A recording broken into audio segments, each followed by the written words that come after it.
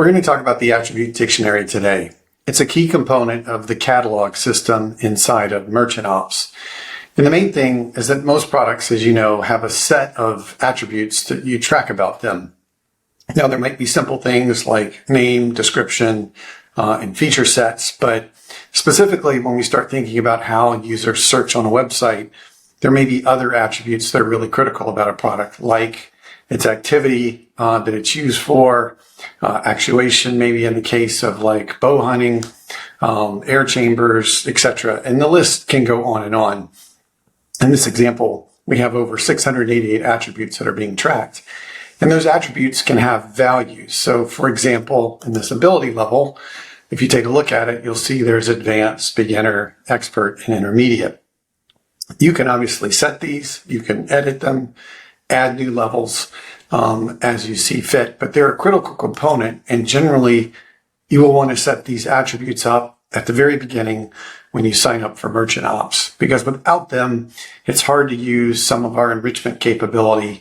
It's possible, but if you care about setting these, defining some values for them, letting the LLM actually create values for them if it deems it necessary, it's just a good approach. And most of the time, if you're tracking these attributes and trying to standardize on them, you'll set them to be a type of enum.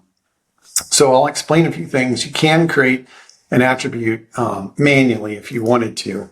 And so in this dialog, you can enter a new name. You can enter the key, which is generally kind of lowercase, remove the spaces, put an underscore, and you can have a localized version of that. In this case, English here, but you can add multiple versions. There are also some settings here that you can say whether it's required. Is it going to be searchable, visible in the storefront, facetable? Again, these are flags that you can use to kind of track how you work with the attribute. Another thing to kind of explain is, are there constraints with it? Like, is this unique by product, or is it the same for all? I think in most cases, we would set this to be same for all. And is it stored at the product or the variant level? The variant being like the orderable SKU. Right now, I think most people are tracking and using Merchant Ops to track attributes at the product level, because that's generally what you're rendering on the product page. The colors and the sizes you can put in here as well. Those would be variant levels, but in general, we tend to focusing more at the product level right now. And then you have a type. So you can set this to text, which just means you'll be able to assign a textual value to it. But the one that I've been talking about too is the allowed values. And this is where you can actually go in and set up an actual value for it. So if we were to take an example, like you see up here, like waist size. So we'll just do the example that was put in, and I'll type this in real quick.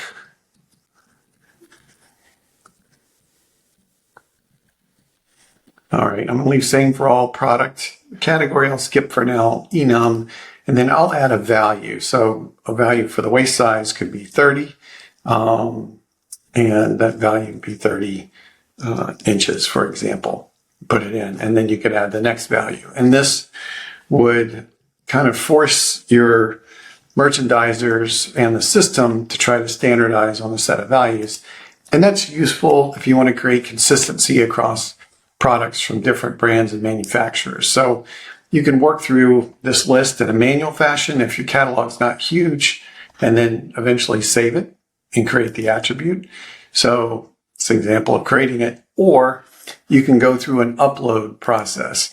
Now, the upload happens in two stages. The first, to actually create the base attribute, and then if you want to upload the values. And so I'll kind of walk you through this real quick. We do have a template which you can download, and I will download this real quick.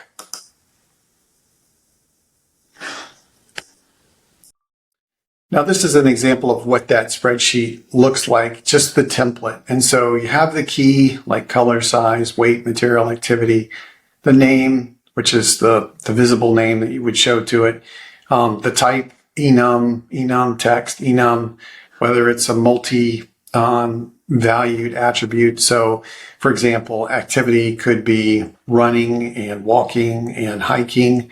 So you can have multiple values assigned. This is the label that's denoted by the language as well, with an underscore en. So you could create an underscore DE column, for example, and then the values, right, for whether it's is required, is facettable, is searchable, product or variant level attribute, and the category. Now, this file is just, again, the template. You would come in here and change it and put your information in.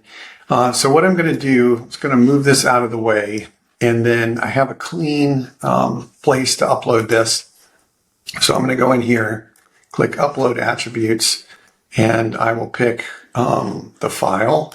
So let me go to Downloads and pick this template, open it up, and we'll upload it. So what that does is very quickly create those attributes. Now they're loaded and they're defined, but you'll see that they don't have any values at this point. So nothing's, and you can edit them if you want to do it that way, or you can go through and you can do an upload. So I'm just going to go ahead and show you again, we have a template that you can download. So download that, and then I will open it up. So here is the template, and you'll see that it uses the key. So from the prior spreadsheet, we had color, and that's the key. So you'll see it maps there. You'll see size, material as well. And then the values. And so the value key, which is generally lowercase, as I mentioned, and then the values you want to display it. And then again, if you have a label in a specific language as well. So we'll take this template and we'll do an upload with it so you can see it. So again, I'll come in here, I'll pick the attribute value template, open it up, and do an upload. Okay, so that's uploaded, and you'll see some values have now been assigned. So if I come in and look at color, you'll see there's the values for color. If you come back and take a look at size, you'll see the sizes that got uploaded. And I think for one of the others, what did we have? Material. You'll see the 3 materials that got created. So again, it's going to be easier to use the CSVs to create a lot of this. Some of this could be stored in a system you already have today, like a PIM or an e-commerce site or even your ERP system. So just use our format, export it, upload it. Keep in mind, we try to, I think, limit the number of records to 5,000 that you can upload at a time. So you may have to do it in batches, but just know you'll be able to upload it. We're just trying to manage the system as the uploads go forward. Any questions, feel free to post those on Discord or book a time or meeting with us.